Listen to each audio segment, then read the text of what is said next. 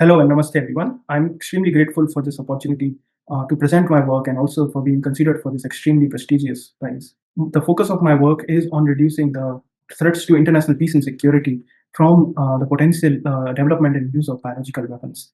Biological weapons are basically bioagents and pathogens and toxins that could be deliberately used to cause harm to humans, animals, and plants.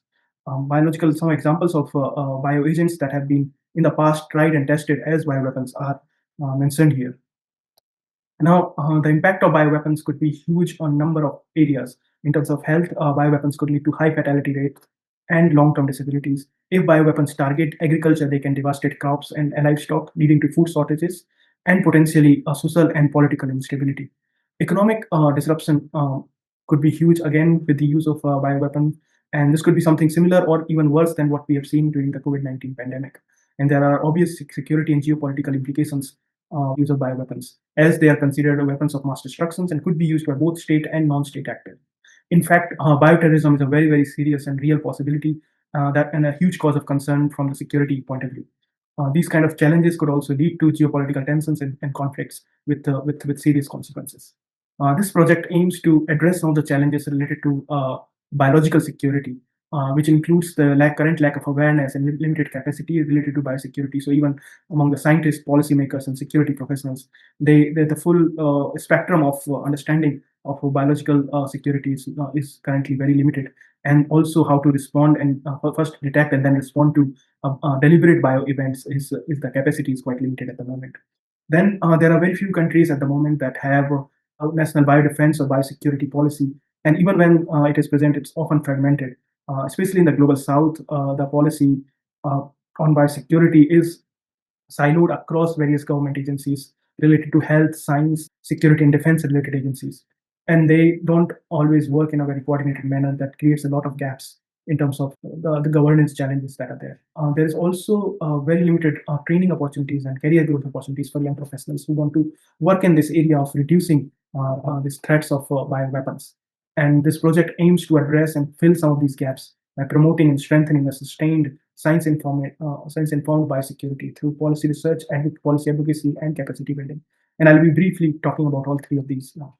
So policy research, the idea is to conduct a very rigorous policy research using a number of different mixed methodologies to collect and analyze evidence which could be used for policy solution. And this is across various areas like AI biosecurity, governance of nucleic acid synthesis, and responsible dual use research, and how to do better international cooperation and coordination in the area of biological security. And all of this has been published in research papers, but this also creates the credibility to do more serious policy advocacy, which involves engaging with policy leaders and other stakeholders to co-develop and implement some of the policy solutions that come up during the policy research and engagement with these stakeholders. And this is done through roundtables and consultations at different levels, with both international and national level, involving some of the top leaders in the field, some coming from industry side, some from academia, some from security side, and so on. And this continuous engagement is what ultimately contributes to policy process in the country. Then capacity building is to train and upskill. I think this is one of the most important things here, to train, upskill, and empower young professionals with necessary policy and technical skills, to also develop supportive professional networks which could help them grow within their careers and help address all the challenges that are out there. In order to do this, we have been engaging with students and early career researchers and early career policy professionals, that again both at the national and international levels, to build those capacities. And the last two pictures are from the United Nations, where I conducted a series of Science for Diplomats events to train policymakers in the scientific issues related to deliberate biological threats. Now, the next steps are to basically expand this project, and we have been very fortunate to receive some funding to actually start this next step. And one of the most important things here is to start a capacity building program, which would at every year will have 10 to 15 young leaders, emerging leaders, who will be trained and upskilled in both technical and policy side of biological security.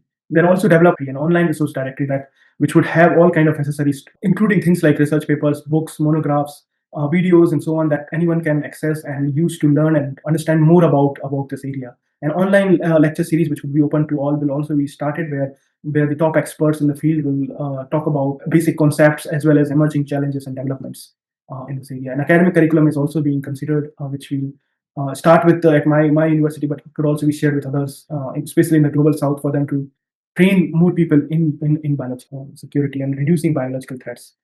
Every year, we also plan to hold a national level policy roundtable that will get both policy experts, academic experts, as well as some industry people coming together to discuss the challenges and solutions. And lastly, an international conference where we try to get as many top experts as possible to also engage with the national level leaders, as well as build a collection of best practices that could be used by everyone. Ultimately, the idea is to build a replicable model for science-informed biosecurity governance and capacity building in the global south. Final thoughts on this very quickly. Youth-led leadership can shape governance before the crisis emerges, and the most effective disarmament is preventing dangerous capabilities from ever becoming weapons. And this is extremely crucial when it comes to biological security, because there are a lot of technologies that are being developed, and it is the right time to build those capabilities to reduce the possible threats. And with this, I would stop. Thank you very much for your time and attention. And I'm again extremely grateful for being considered for this extremely prestigious prize. Thank